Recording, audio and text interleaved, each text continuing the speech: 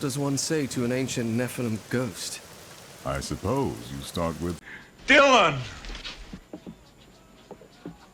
You son of a bitch! Hello, my friend. Stay a while and listen.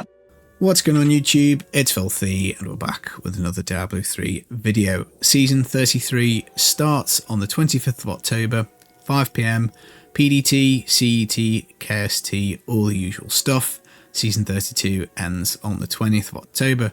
We're going to have a quick look at this preview blog. We're going to talk about the Conquests mostly, the Haedrig's gifts quite a lot as well. Patch, makes it look like there's patch notes. We'll have a look. I don't think there's any changes.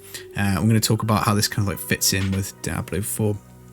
Before we do get going, as always guys, a thumbs up really does brighten my day and keep this show on the road. So, as I say, important dates, 25th of October, so we've got about a month until the season starts, and if you've got anything that you want to finish on season 32, you've got to get it done by the 20th of October. I haven't finished my season journey. I always leave it until the last day of the season. It's just how I am. The theme is the shadow clones, so the shadows of the past. Activating a shrine or pylon will spawn a clone. There are 3 permanent builds for each class, and you get one of them at random. So like Necro's got one that does like corpse explosion, one that does corpse lance, and one that does Nova mainly, I think. The Nova one's not very good, corpse lance one is pretty good, and the corpse explosion one is really good. It will impact leveling. I've got a full leveling video that I did on PCR that I will upload. So they're really useful early game leveling. They will help you doing your massacre bonus runs in the Temple of the Firstborn. They're going to be quite impactful early on as you're building your character, trying to get up those like, you know, speed farms up to like GR90, GR100. But bear in mind, we've had a lot of power creep since season 22 when this theme first came around, and with that, a lot of the builds are actually way more powerful than they used to be back then. So I think actually they're going to drop off pretty quickly, because once you've put your character together and you've got it like, you know, fully decked out, you're probably going to be speeding around the point where the clones don't make too much of a difference. It depends what class you play, depends what build you play. If you pick something off meta, the shadow clones are going to be really helpful.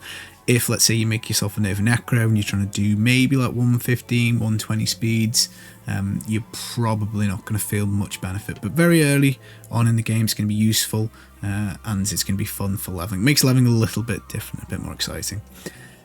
We also, combined with this, get the Kanai's Cube 4th slot. It is open, so you can do weapon, you can do armor, you can do jewelry. You just cannot stack, so you can't put like an ingeum on top of an ingeum or a furnace on top of furnace. So of course, with it being a free slot, it's going to be great for utility. So any of your key farming, bounties, visions, whatever, that's all going to be really nice. It's a really big quality of life getting the 4th cube. For builds and pushing, obviously Necromancer's big winner, because they've got lots of modifiers, so you can jam in probably another like 200-300% on top of what you were already doing on the Necro, which is good. So I do think Nova Necro is probably going to be one of the better builds. It's not going to be as powerful as the open cube, I don't think, because obviously we could stack 3 modifiers in the cube and 1 on the character. Roughly speaking, from the weapons, that's like a mod 4 modifiers, and you'll get 3, so it will have a little bit of a drop off, but it still should be quite good. These are the cosmetics. If you missed them in season 17, you can get this pet, and I think if you finish the whole season journey, you get this one. I don't know which of my accounts I've got these 2 on, but I do have them on some.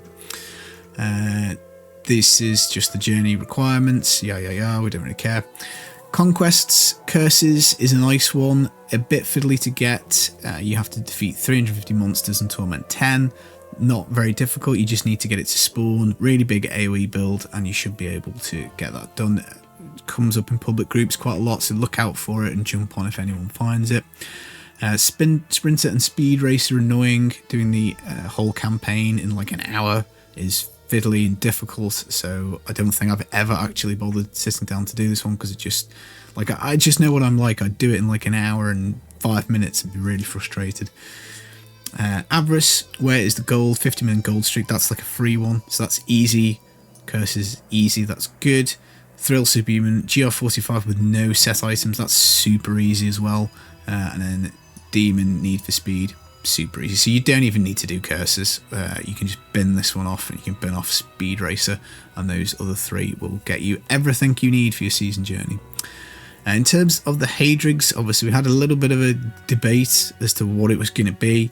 I hoped it was going to be a different rotation to this, but we've got some okay sets here. Might of the Earth for the Barbarian is not an amazing start, but it is pretty solid because you can do Leap Quake and you can do Seismic Slam, and it does, I think, a decent amount of damage just putting it on anyway.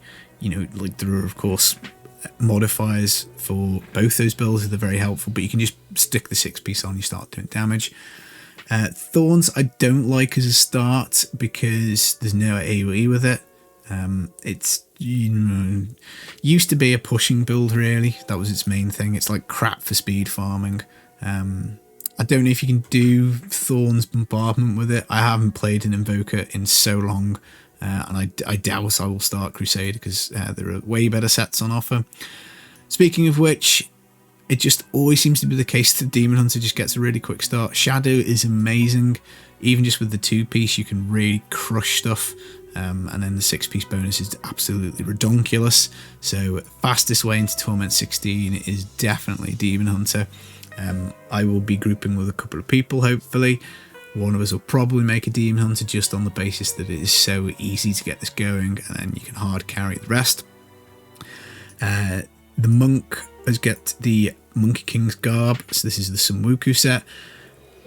Yeah, it's not amazing. You've got to find the Fist Weapon that gets your stacks up. Really annoying. Fist Weapon's dead fiddly, so it's a very frustrating one. I think I started this once, like a long time ago. Really frustrating to put it together. So yeah, not my favourite, but once you do get it going, you can do the Tempest Rush, or you can do Wave of Light, your choice. Raiment the Jade Harvester, I think it's probably fairly solid if you're a Witch Doctor. I think it's okay. Again, there's fiddly bits you've got to get. And I mean, like, any casual player's just not going to pick Jade over Shadow. There's just no chance. Firebirds, again, is like fairly solid for the Wizard. It's not the worst thing in the world to pick up. Fairly flexible with what you use it with. You just got to include your fire spells. Again, I'd far rather have a Shadow set out the gate. And a Necro gets the Grace of Inarius, which again is pretty solid because it is just like a general damage modifier that can be used with anything. So if I was saying Demon Hunter is definitely the clear standout, that's a really good set. I'd probably put the Inarius as my second pick because Necromancer's dead fast to level anyway. I normally make a Necro and then complete the season journey and then hop on to something like, let's say, Demon Hunter to get the 6-piece Shadow's Mantle. I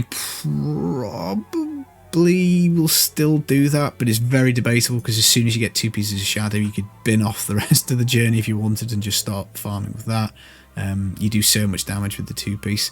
I might still make a Necro and then swap to Demon Hunter later, but we'll see.